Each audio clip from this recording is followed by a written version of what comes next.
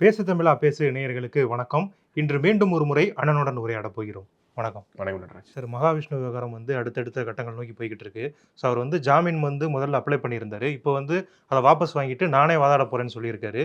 So அவர் September 20ஆம் தேதி வரைக்கும் நீதிமன்ற காவல்ல வைக்க போறாங்க. ஸோ இந்த நடவடிக்கைகள நீங்க எப்படி பார்க்குறீங்க? என்னைக்கு கைது செய்யப்பட்டாரு, அன்னைக்கே அவருக்கு 15 நாட்கள் நீதிமன்ற காவல் அப்படிங்கிறது உறுதிப்படுத்தியிருந்தாங்க. இப்போ போலீஸ் காவல் 3 நாட்கள் எடுத்திருக்காங்க.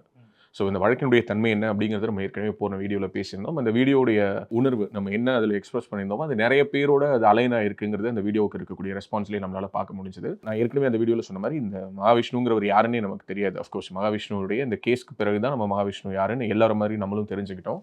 இந்த கேஸில் போலீஸார் காட்டக்கூடிய அந்த அதீதமான ஆர்வம்ங்கிறது இன்னமும் இந்த வழக்கு தொடர்பான சில கேள்விகளை எழுப்புது. ஏன்னா கோயம்புத்தூரில் பார்த்தேன் அப்படின்னா அந்த கோணியம்மன் கோயில் பக்கத்தில் ஒரு சிலிண்டர் வெடிச்சு ஒரு கார் வெடிப்பு சம்பவம் நடந்தது. இன்று வரை அதை என்னன்னு தான் சொல்லிட்டு இருக்காங்கன்னா கார் சிலிண்டர் வெடிப்பு அப்படின்னு தான் சொல்றாங்க தமிழக காவல்துறை. ஆனால் அது என்ஐஏ கையில் எடுத்து அது தொடர்பாக அந்த வழக்கு தொடர்பாக விசாரணை மேற்கொண்டு அதில் இருக்கக்கூடிய தீவிரவாத இயக்கங்கள் தொடர்பு வரைக்கும் போயிட்டாங்க. It's cylinder blast. ஓகே, இது கார் குண்டு வெடிப்பு. ஓகே, சிலிண்டரில் ஒரு குண்டை வெடிக்க வச்சிருக்காங்க. அது வெறும் சிலிண்டர் ஏதோ எதேச்சையா போயிட்டு இருந்த ஒரு சிஎன்ஜி கேஸ் கனெக்ஷன் இருக்கக்கூடிய கார் இருக்கு இல்லையா, அந்த மாதிரியான ஒரு சிலிண்டர் வெடிக்கல. இட்ஸ் எ ப்ராப்பர் ஒரு பாம் வெடிப்பதற்கான ஒரு முயற்சியில் ஈடுபட்ட பொழுது தவறுதலாக வெடித்து விட்டது அப்படிங்கிறத இன்னைக்கு என்ஐஏ விசாரணை உறுதிப்படுத்துது. எதுக்காக இதை சொல்றேன்னா, முக்கியமான இந்த மாதிரியான தேசத்தினுடைய பாதுகாப்பு சார்ந்த இறையாண்மைக்கு அச்சுறுத்தலாக இருக்கக்கூடிய விஷயங்கள் தொடர்பாக பல விஷயங்கள்ல ரொம்ப மேம்போக்கான ஒரு விசாரணை நடப்பது போன்ற ஒரு உணர்வும், இது போன்ற விஷயங்கள்ல ரொம்ப அதீதமான ஒரு ஆர்வம் காட்டக்கூடிய தன்மையும் காவல்துறை என்ன நோக்கத்துல செயல்படுறாங்கிற ஒரு எண்ணத்தை மக்களுக்கு ஏற்படுத்துறதை தடுக்க முடியல அப்படிங்கிறது தான் இதுல ரொம்ப முக்கியமான விஷயம். ஏன்னா இது யாருடைய இன்டென்ஷன் அல்லது யார் இதற்கு பின்னாடி இருந்து இயக்குறாங்க, ஏன் இந்த வழக்கில் இவ்வளோ தீவிரமா இறங்குறாங்க, இது எல்லாமே மிகப்பெரிய ஒரு $1 மில்லியன் கொஸ்டினா இருக்கு. நீங்க ஒரு பள்ளியில் ஒரு நபர் பேசுகிறார்.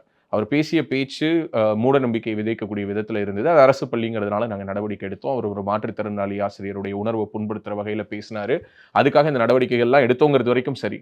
அதுக்குமே நான் என்ன சொல்றேன் அப்படின்னா, அது தொடர்பாக நீங்க விசாரணைக்கு தான் அழைச்சிருக்கணும். ஆனா நீங்க நேரடியா கைதுக்கு போனீங்க. ஏன்னா உங்களிடம் பல புகார்கள் வந்ததாக நீங்க சொன்னீங்க. இப்ப இதனுடைய அடுத்த கட்டமா இன்னும் பல புகார்களை பெற்று ஈவன் தோ அவர் ஜாமீனே மூவ் பண்ணாலும் கூட அந்த ஜாமீன் கிடைக்க விடாமல் வேறு சில வழக்குகளில் அவரை கைது செய்வதற்கு காவல்துறை உத்தேசித்திருப்பதாக வந்த தகவலின் அடிப்படையில் தான் மகாவிஷ்ணு என்ன பண்ணியிருக்காரு அப்படின்னா, இல்லை இந்த ஜாமீன் மனுவை எடுத்துருங்க, ஸோ பெயில் பெட்டிஷனே நீங்கள் திரும்ப நீங்கள் வாபஸ் வாங்கிடுங்க, அதே மாதிரி எனக்கு வழக்கறிஞரே வேணாம் அப்படின்னு சொல்லியிருக்கிறார். எனக்கு வழக்கறிஞர் வேணாம், நானே வாதாடுறேன் அப்படின்னு சொல்லியிருக்கிறதா தகவல் வருது. இது தொடர்பாக அந்த ஃபவுண்டேஷன் சம்மந்தப்பட்ட சிலர் இந்த வீடியோக்கு பிறகு நம்மளை அப்ரோச் பண்ணி பேசும்போது கூட அவங்க என்ன சொன்னாங்கன்னா, இந்த ஒரு இடத்துலையுமே நாங்கள் ஒரு பெயிலுக்கான ஒரு பெட்டிஷனை மூவ் பண்ணுற இன்டென்ஷனில் இல்லை. ஏன்னா நாங்கள் மகாவிஷ்ணு கிட்ட பேசணும். அவர் என்ன சொல்கிறாருன்னா, நான் உள்ளாரையே இருக்கேன், நான் இருந்து நானே ஃபேஸ் பண்ணுறேன், நானே இந்த வழக்கை வாதாடுறேன் அப்படின்னு சொல்கிறாரு. ஸோ அதனால் வழக்கறிஞரே அந்த வழக்கில் இருந்து கூட விலகி இருக்கிறார், அவருடைய வழக்கறிஞர். அது கூட ஒரு சில செய்தி நிறுவனங்கள் என்ன போட்டிருந்தாங்கன்னா, வழக்கறிஞர் விலகல் அப்படின்னு சொல்லிட்டு, ஏதோ இந்த வழக்கில் இருந்து விலகிக்கிறேன் அப்படின்னு சொல்லிட்டு ஒரு வழக்கில் வாதாட விருப்பம் இல்லாமல் விலகுவாங்கல்ல, அந்த மாதிரியான ஒரு டோனில் சொல்லியிருக்காங்க. பட் ஆக்சுவலி அது அப்படி இல்லை. மகாவிஷ்ணுவே சொல்லியிருக்கிறாரு, எனக்கு லாயர் வேண்டாம், நானே வாதாடுறேன்னு சொல்லியிருக்கிறாரு. இன்னைக்கு அவரை திருப்பூருக்கு கூட்டிட்டு போயிருக்கிறாங்க. நேற்று பார்த்தேன் அப்படின்னா அவரை போலீஸ் காவல் கிட்டத்தட்ட 1 வாரத்துக்கு கேட்டிருக்கிறாங்க. அப்போ ஜட்ஜ் என்ன சொல்லியிருக்கிறாரு, எதுக்கு 1 வாரம்? 1 வாரம் விசாரிக்கிறதுக்கு இதுல என்னங்க இருக்கு அப்படின்னோடனே, இல்ல அவருடைய ஃபவுண்டேஷன்ல அவர் பண்ணக்கூடிய ஆக்டிவிட்டீஸ் எல்லாம் கரெக்டாக தான் இருக்கா அப்படிங்கிறத நாங்கள் செக் பண்ண போறோம். நான் இதை ரொம்ப வரவேற்கிறேன். ஒரு ஃபவுண்டேஷனை விசாரிக்கணும் அப்படிங்கிற ஒரு எண்ணத்தோடு இவர்கள் செயல்பட்டது போல தமிழ்நாட்டில் இதுவரை இருந்த அத்தனை ஃபவுண்டேஷன்ஸ், அத்தனை ட்ரஸ்ட்டு, இது எல்லாத்தையும் விசாரிச்சிருந்தாங்கன்னா தமிழ்நாட்டுக்குள்ளார இவ்வளோ பெரிய ஒரு கன்வர்ஷன்ங்கிறது நடந்திருக்காது. ஏன்னா இங்கே இருக்கக்கூடிய பல ட்ரஸ்ட்டு, பல ஃபவுண்டேஷன்ஸ் அவங்க வாங்கின ஃபண்ட் எல்லாமே இன்டைரக்டாக பார்த்தா அப்படின்னா முக்கால்வாசி எதுக்கு பயன்படுதுன்னா கன்வர்ஷனுக்கு தான் பயன்படுது. அவர்கள் நல்ல விஷயங்களும் செய்தார்கள். நல்ல விஷயங்களை செய்யும் பொழுது ஒன்று கொடுப்பதற்கு பதிலாக அவர்கள் திரும்ப கேட்டது என்னன்னா, இதற்கு பதிலாக எதை விட்டுட்டு வருவேன், நாங்கள் இதை கொடுக்குறோம், நீ எங்களுக்கு என்ன கொடுப்ப, என்ன கொடுக்கணும், மதத்தை விட்டுரு, மதத்தை விட்டுட்டு வாங்கினாங்க. ஏழ்மை நிலையில் இருந்தவர்கள் அல்லது அடித்தட்டு மக்களாக இருந்தவர்கள் அல்லது சாதிய விளிம்பு நிலையில் இருந்தவர்கள், சாதிய அடக்குமுறைகளை எதிர்கொண்டவர்கள், இவர்கள் மட்டும்தான் மாறினார்களா? இல்லை, தேவைகளின் அடிப்படையில் சிலரும் மாறினார்கள். மேபி சிலருடைய தேடல்களின் அடிப்படையில் சிலர் மாறினார்கள். ஸோ இப்படியான கன்வர்ஷன் ட்ராக் அப்படிங்கிறதே இதற்கு பின்னாடி இருந்தது இந்த மாதிரியான ஃபவுண்டேஷன்ஸ் தான். அதுதான் மோடியினுடைய அரசாங்கம் வந்ததற்கு பிறகு என்ன பண்ணாங்கன்னா, ஃபெரால ஃபண்ட் கிளியரன்ஸ் மூலமாக வெளிநாட்டிலிருந்து வரக்கூடிய ஃபண்ட் கிளியரன்ஸ் எதுவாக இருந்தாலும் சரி, ஃபாரின் கரன்சிஸாக நீங்கள் டிரான்சாக்ஷன்ஸ் பண்ணுறதா இருந்தால் அதற்கான வழிமுறைகளை எல்லாம் ரொம்ப இறுக பிடிச்சாங்க. பல தொண்டு நிறுவனங்களுடைய உண்மையான முகங்கள் அம்பலப்பட்டதை நான் பார்த்தேன். ஸோ இப்போ இந்த விஷயத்தை பொறுத்த வரைக்கும் தமிழ்நாடு போலீஸ் காட்டக்கூடிய இந்த ஆர்வத்தை நான் பாராட்டுறேன். இன்னைக்கு அவர் திருப்பூருக்கே கூட்டிட்டு போயிட்டாங்கன்னு நினைக்கிறேன். நேற்று இரவு அவர் திருப்பூருக்கு கூட்டிட்டு போயிட்டு இன்னைக்கு திருப்பூர்ல அவருடைய ஆசிரமத்தில் விசாரிக்கிறாங்க. நான் பார்த்த அளவுக்கு, நான் கேட்ட அளவுக்கு, நான் புரிந்து கொண்ட அளவிற்கு இட்ஸ் வெரி சிம்பிள். நிறைய அன்னதானம், நிறைய மாற்றுத்திறனாளிகளுக்கு நிறைய உதவிகள், அந்த 3 சக்கர வாகனம் வாங்கி கொடுக்கறது, அந்த ட்ரை சைக்கிள் வாங்கி கொடுக்கறது, இந்த மாதிரி நிறைய விஷயங்கள் அவங்க பண்ணியிருக்காங்கன்னு தெரியுது.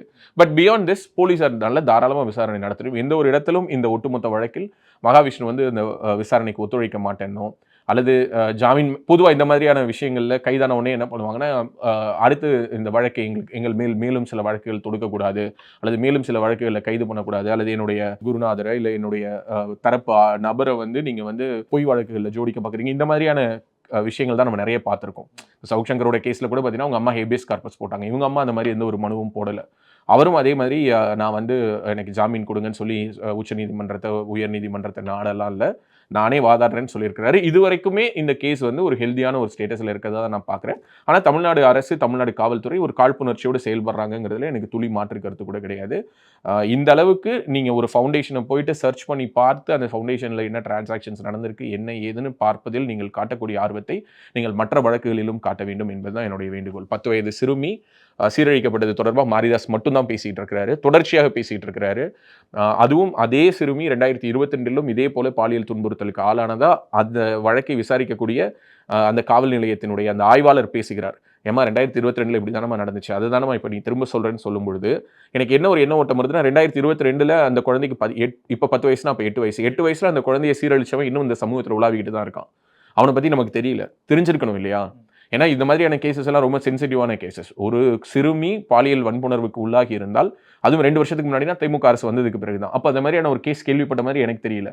அப்போ அந்த கேஸ் மூடி மறைக்கப்பட்டதா 2 வருஷத்துக்கு முன்னாடிங்கிற ஒரு கேள்வி ஒரு பொதுமக்களுக்கு எழுவதை தடுக்க முடியல. ஸோ மாரிதாஸ் மட்டும்தான் அதை பேசிட்டு இருக்காரு. தொடர்ந்து காவல்துறைக்கு எதிராக கேள்விகள் எழுப்பிட்டு இருக்காரு.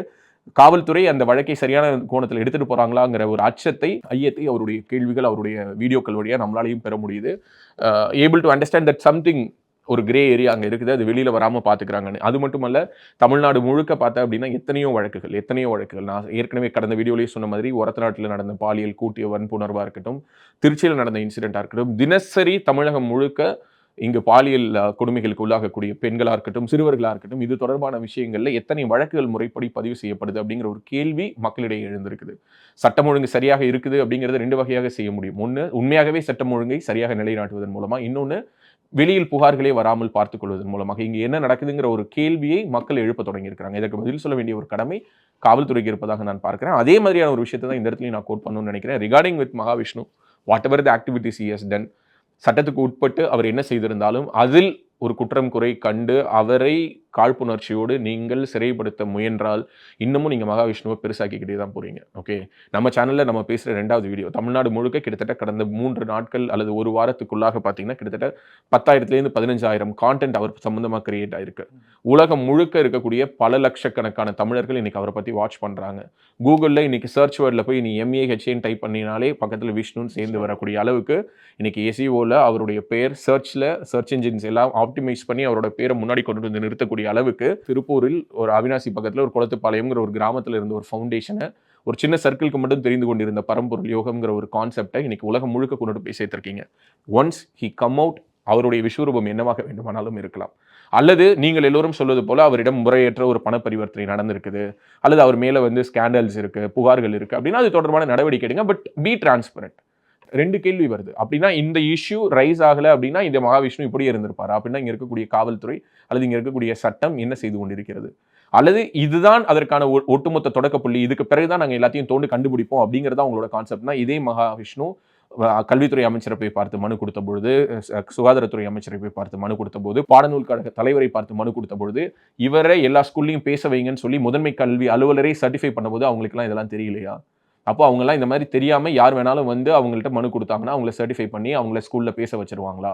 ஒரு உதாரணத்துக்கு மாற்றுத்திறனாளி உலகக்கோப்பையை வென்றேன்னு ஒருத்தர் உலகக்கோப்பையை தூக்கிட்டு வந்தால் செக்ரட்டரியேட்டில் விட்டு முதல்வரே அவர் பக்கத்தில் நின்று ஃபோட்டோ எடுக்க விட்ட மாதிரி இன்னும் எத்தனை ஃப்ராடுகளை நீங்கள் என்டாஸ் பண்ண போறீங்க? 2 பக்கமான கேள்விகளையும் நான் முன்வைக்கிறேன். இவர் நீங்கள் சொல்வது போல ஃப்ராட் அப்படின்னா ஏன் இந்த ஃப்ராடை என்டாஸ் பண்ணீங்க? ஏன் இந்த ஃப்ராடை ஸ்கூலில் பேச வச்சிங்க? ஏன் இந்த ஃப்ராடை ஸ்கூலில் பேச வச்ச CEO மேலே என்ன ஆக்ஷன் எடுத்தீங்க? ஒரு தலைமை ஆசிரியர் இடமாற்றல் பண்ணுறீங்க, ஜாக்டோ ஜியோ அமைப்பு உள்ளார வந்து கருத்து சொல்கிறாங்க, ஆசிரியர் சங்கங்கள் கருத்து சொல்லுது அந்த தலைமை ஆசிரியரை மாற்றக்கூடாது அப்படின்னு சொல்லிட்டு, அப்படியே அவங்களை மாற்றுறதா இருந்தாலும் சென்னை மாவட்டத்துக்குள்ளார மாற்றுங்க, வேறொரு மாவட்டத்துக்கு மாற்றாதீங்கன்னு சொல்கிறாங்க. அப்படின்னா என்ன புரிஞ்சுக்க முடியுதுன்னா அந்த தலைமை ஆசிரியருங்கிறவங்க அங்கே பலிகடா. ஏன்னா மகாவிஷ்ணுவே ரொம்ப தெளிவாக அந்த ஆசிரியர்கிட்ட வாக்குவாதம் பண்ணும்போது என்ன சொல்கிறாருன்னா, CEOக்கு தெரியாது உங்களுக்கு தெரியுமா கேட்குறாரு. ஸோ அப்படின்னா அந்த சிஓ தான் அங்கே பெர்மிஷன் கொடுத்து அவரை பேச வச்சிருக்காரு. நக்கீரன் போன்ற பத்திரிகைகள்ல அவருடைய தொடர்பு பத்தி பல்வேறு யூகங்கள், எப்போதும் நக்கீரன் அதை பண்ணுவாங்க, அந்த விஷயத்தை இப்பவும் பண்றாங்க. அவருக்கும் ரெயின்ட்ரீங்கிற ஒரு அமைப்புக்கும் தொடர்பு இருந்தது. அந்த ரெயின்ட்ரீ வந்து மக்களுடைய பணத்தை ஏமாத்துறாங்க. அந்த மக்களுடைய பணத்தை ஏமாத்துனதுலேருந்து மகாவிஷ்ணு வந்து ஒரு பெரிய தொகையை எடுத்துட்டு போனாரு. அப்புறம் சத்குரு தான் வந்து அவர் வந்து அந்த வழக்கில இருந்து மீட்டு தந்தாரு அப்படிங்கிற மாதிரிலாம் இது வந்து நக்கீரனோட தியரி. எப்போதுமே நக்கீரன் இந்த மாதிரி என்னன்னா ஒரு சின்ன ஒரு புள்ளி வச்சா அந்த புள்ளியை சுத்தி ஒரு பெரிய கோலமே போடுறதுல அவங்க பயங்கர கில்லாடி. இதெல்லாம் எதை நோக்கி எடுத்துட்டு போகும்னா இந்த வழக்கை இன்னும் திசை திருப்பும். அதை தவிர வேற எதுவுமே இன்னொன்னு என்ன பண்ணாது. சொல்றாங்கன்னா, அவர் அடிக்கடி வெளிநாட்டுக்கு போறாரு. ஸோ இதுக்கும் இதுக்கும் வெளிநாட்டுக்கு போறது ஒண்ணும் தப்பு கிடையாது. யார் வேணாலும் ஒரு பாஸ்போர்ட், விசா இது முறையாக வைத்திருக்கக்கூடிய டிராவல் டாக்குமெண்ட்ஸ ப்ராப்பரா வச்சிருக்கக்கூடிய லீகல் டாக்குமெண்ட்ஸ் வச்சிருக்கக்கூடிய யார் வேணாலும் போகலாம். வெளிநாட்டிலிருந்து ஒருவர் பணம் கொண்டுட்டு வந்தாரு. ஃபார் எக்ஸாம்பிள் அவருடைய ஃபவுண்டேஷனுக்கு அவர் 80G டாக்ஸ் எக்ஸம்ப்ஷன் வாங்கியிருக்கிறாரு. அதுக்கு கொடுக்கக்கூடிய பணத்திற்கு தொகைக்கு என்று வரி விலக்கு உண்டு. ஸோ ஃபாரின்லேருந்து ஃபண்ட்ஸ் வாங்கியிருக்கிறாருன்னா, நான் ஏற்கனவே சொன்ன மாதிரி ஃபாரின் ஃபண்ட் கிளியரன்ஸ்க்கான சர்டிஃபிகேஷன் இருந்தா மட்டும் தான் வாங்க முடியும். இல்லைன்னா ஃபவுண்டேஷன் பேர்ல வாங்க முடியாது. வெளிநாட்டிலிருந்து ஒருவர் நிதி பெறுவது என்பது சாதாரணமான விஷயம் கிடையாது. இதுதான் அடிக்கடி நாம் தமிழர் கட்சி சீமான் அவர்களும் சொல்றாரு. வெளிநாட்டிலேருந்து ஃபண்ட் வருதுங்கிறல்ல, வருதுன்னா புடிச்சு காட்டுன்னு சொல்றாரு. ஸோ அந்த மாதிரி உங்களுக்கு சோர்ஸ் இருக்கு அப்படின்னா நீங்க இன்வெஸ்டிகேஷன் பண்ணி ப்ரூவ் பண்ண வேண்டியது தானே. ஒரு கோர்ஸ் நடத்துறதுக்கு வெளிநாடுகளுக்கு ஒருவர் போவதோ அல்லது அங்க இருக்கக்கூடிய தன்னுடைய ஃபாலோவர்ஸை போய் அவர் சந்திக்கிறதோ ரொம்ப சாதாரணமான விஷயம். இன்னைக்கு உலகத்தினுடைய பல மூலைகளிலும் தமிழ் சங்கங்கள் வைத்து எத்தனையோ பேரை கூப்பிட்டு பேச வைக்கிறாங்க. எத்தனையோ பேர் இங்க இருக்கக்கூடிய செலிபிரிட்டிஸ், ஸ்டாண்டப் காமெடியன், லோக்கல்ல டெலிவிஷன்ல ஸ்டார்ஸா, சீரியல்ஸ்ல, வெப் சீரிஸ்ல, இன்ஸ்டாகிராம்ல ரீல்ஸ் போடுறவங்க இவங்க எல்லாருமே உலகம் முழுக்க போயிட்டு வரும்பொழுது தனக்குன்னு ஒரு ஃபாலோவர்ஸை வச்சுக்கிட்டு ஒரு பரம்பொருள் யோகம்னு சொல்லிட்டு ஒரு யோகக்கலை சொல்லிக் கொடுக்குற ஒருத்தர் வெளிநாடு போறதுல என்ன உறுத்தல் இருக்குன்னு எனக்கு தெரியல. எவ்வளவோ பேர் போறாங்க. அதே போலதான் அவருடைய டிரான்சிட்ல அவர் தவறான ஒரு நோக்கத்தோடு ஒரு நாட்டுக்கு போயிருக்கிறாரு அல்லது ஒரு மதத்தை பரப்புவதற்காக போயிருக்காருன்னா பல நாடுகளில் மதம் பரப்பக்கூடாது, religious preachings are not allowed and entertainment சொல்லிட்டு பல நாடுகளில் சட்டத்திட்டங்கள் இருக்கு. அதை மீறி அவர் செயல்பட்டிருந்தால் அந்த நாடுகளிலேயே அவர் சரிபடுத்தப்பட்டிருப்பாரு. So we have to understand that. Okay, ஒரு ஆன்மீகம் வேறு, மத பிரச்சாரம் வேறு என்ற ஒரு பவுண்டரி, ஒரு லைன் வந்து எல்லா நாடுகள்லையுமே இருக்குது.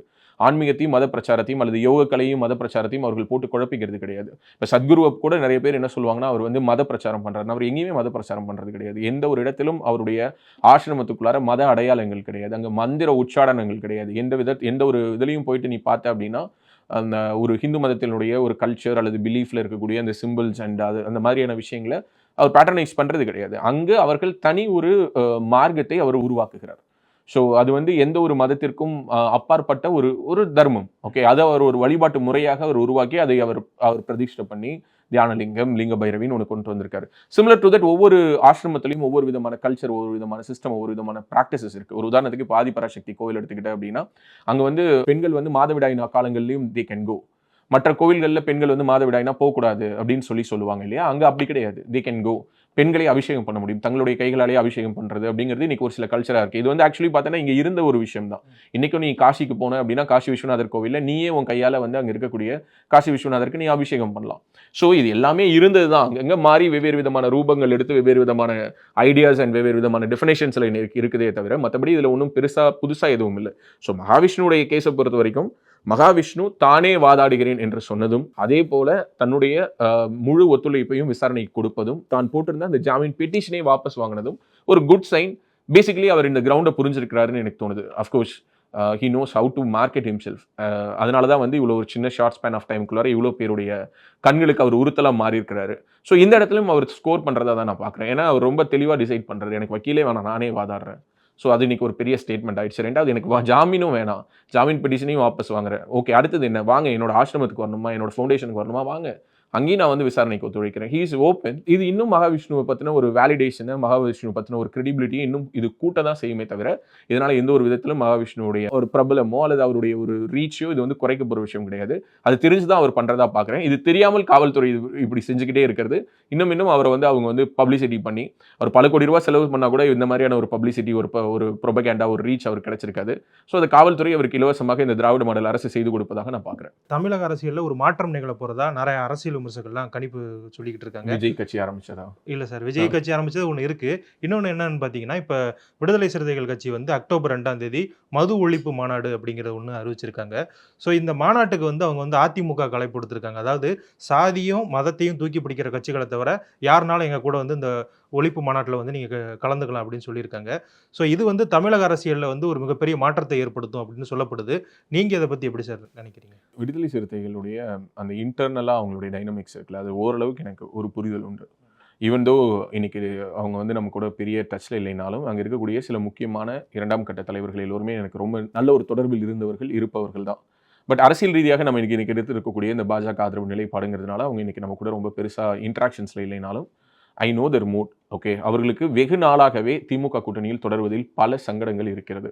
ஒரே ஒரு காரணம், பாஜக எதிர்ப்பு அப்படிங்கிறத வந்து திமுக ரொம்ப ஸ்ட்ராங்கா பண்ணுது அப்படிங்கிற ஒரு நம்பிக்கை அவர்களுக்கு இருந்ததுனாலையும், அந்த ஒரு நரேட்டிவா அவங்க ரொம்ப சக்சஸ்ஃபுல்லா மக்கள்கிட்ட எடுத்துட்டு போறாங்கங்கிறதுனால மட்டும் தான், விடுதலை சிறுத்தைகள் யார் கூட இருக்காங்கன்னா, திமுக கூட இருக்கிறாங்க. இல்லைன்னா அவங்க என்னைக்கோ இதுலேருந்து வெளியில வந்திருப்பாங்க. ஏன்னா, என்னைக்குமே விடுதலை சிறுத்தைகள் ஒரு மிகப்பெரிய ஒரு அரசியல் சக்தியாக உருவெடுப்பதை திமுக விரும்பவில்லை. ஏன்னா, இன்னைக்கு விடுதலை சிறுத்தைகள் கிரியேட் பண்ணியிருக்கக்கூடிய வோட் பேங்க் அது எவ்வளோ பெர்சன்டேஜா வேணாலும் இருக்கட்டும். 2, 5, 10 வாட் எவர் தே கிளைம். அது யாருடைய வாக்கு வங்கியாக இருந்தது என்றால், திமுக மற்றும் கம்யூனிஸ்ட் கட்சிகளுடைய வாக்கு வங்கியாக இருந்தது தான். இன்னைக்கும் நீ பார்த்த அப்படின்னா, ரொம்ப ஸ்ட்ராங்கான communist fort. For example Nagapattinam, Thiruthuraipoondi, Tiruppur, வேறு சில ஊர்கள், திண்டுக்கல், கோவில்பட்டி இந்த மாதிரி கம்யூனிஸ்ட், நான் சொல்றது both communist, Marxist and as well as இந்திய கம்யூனிஸ்ட் எங்கெங்கெல்லாம் ஸ்ட்ராங்கா இருக்காங்களோ, அங்கெல்லாம் விடுதலை சிறுத்தைகள் இன்னமும் வந்து பெருசா காலூன்ற முடியல. அதை விட்டுட்டு பக்கத்துல உள்ள ஏரியாஸ் எல்லாம் பார்த்தீங்கன்னா, அப்படியே அவங்க ஸ்ட்ராங்கா இருப்பாங்க. ஃபார் எக்ஸாம்பிள் நாகப்பட்டினத்துல இன்னமும் கம்யூனிஸ்ட் ஸ்ட்ராங்கா இருக்காங்கன்னா, பக்கத்துல சிதம்பரம் வந்தேன்னு வச்சுக்கோயேன், அங்க வந்து விடுதலை சிறுத்தைகள் ஸ்ட்ராங்கா இருப்பாங்க. ஸோ விடுதலை சிறுத்தைகள் இன்னும் சில ஊர்கள்ல, சில ஏரியாக்கள்ல பெனட்ரேட் பண்ண முடியாம இருக்கக்கூடிய இடங்கள் எல்லாமே யாருடைய ஸ்ட்ராங் ஃபோர்ட்னா கம்யூனிஸ்டோடது தான். கம்யூனிஸ்டுகளுக்கும் ரொம்ப தெளிவாகவே தெரியும், தங்களுடைய வாக்கு வங்கியை தான் விடுதலை சிறுத்தைகள் கொஞ்சம் கொஞ்சமா எடுத்துட்டு இருக்காங்கன்னு. நான் ஒரு கட்டத்துல ஒரு பேட்டியில கூட நான் சொல்லியிருந்தேன். என்னன்னா, ஆக்சுவலி கம்யூனிஸ்ட் வந்து 2 கட்சியுமே தங்களை டிசால்வ் பண்ணிடலாம். கம்யூனிஸ்டுகளுடைய தேவையை விடுதலை சிறுத்தைகள் பல இடங்களில் பூர்த்தி செய்து விட்டது. எல்லா விதமான தேவையும் அரசியல் ரீதியாக ஒரு தலித் ரெப்ரசன்டேஷன் இருக்கக்கூடிய ஒரு பார்ட்டிங்கிற ஒரு கணக்குல தான், ஈவன் தோ தே சே கம்யூனிசம் அப்படின்னாலே வந்து அவங்க எல்லாத்தையும் துறந்தவர்கள், பொது உடைமை சித்தாந்தத்தினுடைய சொந்தக்காரர்கள். ஆனா அவங்களே என்ன கணக்குல தான் வந்து திமுகவும் அதிமுகவும் சீட்டு கொடுக்கும் அப்படின்னா, தலித் ரெப்ரசன்டேஷன் தான். அவங்களுக்கு கூடுமானவரை எந்த தொகுதிகள் தான் கொடுப்பாங்கன்னா, தனி தொகுதிகள் தான் கொடுப்பாங்க. ஸோ அப்ப கம்யூனிஸ்டையே தனி தொகுதிக்குள்ளார அடைச்சது தான் யாருடைய சாதனையா? திராவிட அரசியலுடைய சாதனை. இதை தான் திமுகவும் பண்ணுச்சு, அதிமுகவும் பண்ணுச்சு. அதை தெரிந்தே இந்த தோழர்கள் வந்து என்ன பண்ணாங்க அப்படின்னா, 2 சீட்டுக்கும் 4 சீட்டுக்கும் தங்களை கொண்டு போய் அடமானம் வச்சுட்டு இருந்தாங்க.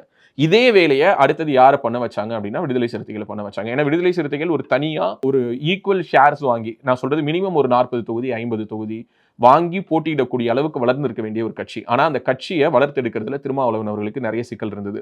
திருமாவளவன் அவர்கள் மேல பொலிட்டிக்கலி நிறைய விமர்சனங்களை நிறைய பேர் சொல்லுவாங்க, எனக்கும் உண்டு. ஆனா அது எல்லாத்தையும் தாண்டி ஒரு கட்சியா இதை கட்டமைக்கிறதுக்குள்ளார அவர் பட்ட சிரமங்கள் என்ன அப்படிங்கிறது எனக்கு தெரியும். நான் ஏற்கனவே சொன்ன மாதிரி அங்கே இருக்கக்கூடிய 2ஆம் கட்ட தலைவர்கள், பல அண்ணன்கள் நமக்கு நெருக்கமானவர்கள்ங்கிற அடிப்படையில் சொல்றேன். Once there was a dream. எனக்கு என்ன ஒரு எண்ண ஓட்டம் இருந்ததுன்னா, சீமான் அவர்களும் விடுதலை சிறுத்தையும் இணைந்து, அதாவது நாம் தமிழரும் விடுதலை சிறுத்தைகளும் இணைந்து செயல்படுவதில் என்ன சிக்கல்கள் இருக்குது அப்படிங்கிறத பல முறை அனலைஸ் பண்ணி, இல்லை எங்கெல்லாம் இவங்க ஒத்து போறாங்க, எந்த இடங்கள் இவங்களுக்கு பிரச்சனையா இருக்குது அப்படிங்கிறத பல்வேறு விதமான ஆய்வுகளுக்கு உட்படுத்தும் பொழுது எனக்கு தெரிஞ்ச ஒரு விஷயம் என்ன அப்படின்னா, தனிப்பட்ட சில நபர்களுடைய ஈகோக்கள் மட்டும்தான் அங்கே முட்டிட்டு இருந்துச்சு. இதே போல பாஜகவும் விடுதலை சிறுத்தைகளும் இணைந்து செயல்பட்டால் எப்படி இருக்கும் அப்படிங்கிற ஒரு எண்ண ஓட்டமும் எனக்கு இருந்திருக்கு. அது தொடர்பாகவும் பல்வேறு விதமான நம்பர்ஸ் அண்ட் அரித்மெட்டிக்கான விஷயங்களை எல்லாம் ஒர்க் அவுட் பண்ணி, இங்க இருக்கக்கூடிய சிலரிடம் அங்க இருக்கக்கூடிய சிலரிடமும் பேசக்கூடிய வாய்ப்புகள் கிடைத்த பொழுது கூட எகைன் அந்த தனிப்பட்ட சிலருடைய ஈகோ மட்டும்தான் அதை தடுக்கிறதுக்கான ஒரு காரணமா இருந்தது. விடுதலை சிறுத்தைகள் கட்சியினுடைய தலைவர் திருமாவளவன் அவர்கள் ஒரு நேஷனல் பாலிடிக்ஸ்ல ஒரு மிகப்பெரிய ரோல் பிளே பண்ணியிருக்க வேண்டியவர். அதை தடுத்ததில் மிக முக்கியமான பங்கு திமுகவுக்கும் மறைந்த முதல்வர் கருணாநிதி அவர்களுக்கும் தான் இருக்குது. ஏன்னா தன்னுடைய கையை மீறி அவர் வளர்ந்துடக்கூடாது அப்படிங்கிறதுல அவர் ரொம்ப தெளிவா இருந்தார். அதே போல எப்போது திமுகவிடம் தன்னை காம்ப்ரமைஸ் பண்ணிக்கிட்டு அவர் வந்து பொது தொகுதி கேட்டும் கொடுக்கலன்னு வன்னியரசு போன்றவர்கள் நியூஸ் 7 பொது விவாதத்தில் பதிவு செய்தும் கூட தொடர்ந்து திமுகவுடன் பயணிக்க வேண்டிய ஒரு கட்டாயத்துக்கு அவர் எப்போ உள்ளானார்னா, 2016 எலெக்ஷன்ஸ் அவர் ஒரு பெரிய லெசன் எடுத்துக்கிட்டாரு. மக்கள் நல கூட்டணி முற்றும் முழுதாக மக்களால் நிராகரிக்கப்பட்ட பொழுது அவருக்கு ஒரு விஷயம் புரிஞ்சது. என்னன்னா, to stabilise the party, to run the mechanism, to run அந்த ஒட்டுமொத்த அந்த ஒரு ஃபங்க்ஷனரியா ஒன்று இருக்கு இல்லையா, பார்ட்டி ஃபங்க்ஷனரின்னு, அதை ரன் பண்றதுக்கு நமக்கு ஒரு மினிமல் ரெப்ரசன்டேஷன் தேவைப்படுதுங்கிறத அவர் உணர்ந்த பிறகுதான் மற்ற எல்லாத்தையும் ஒதுக்கி ஓரமா வச்சுட்டு அவர் எந்த ஒரு காம்ப்ரமைஸ்க்கு வர ஆரம்பிச்சார்னா, ஓகே 2 சீட்டு 4 சீட்டு 6 சீட்டு 10 சீட்டு ஏதோ ஒன்று கொடுக்கட்டும், பட் நம்ம ஜெயிக்கிற அலையன்ஸ்ல இருக்கணுங்கிற ஒரு முடிவுக்கு அவர் அப்பதான் நகர்ந்தாரு.